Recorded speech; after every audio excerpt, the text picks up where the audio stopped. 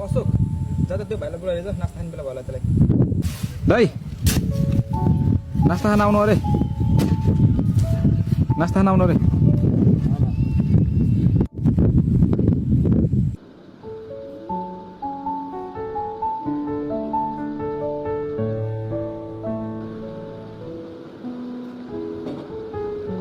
उता जा साले गाउँले गरी पाखे मसँग बस्ने तेरो औकात छैन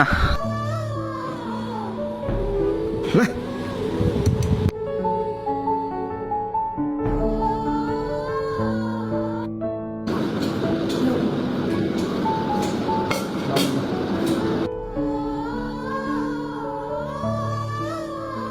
उजा तेरो जुस खाने औकात छैन र पनि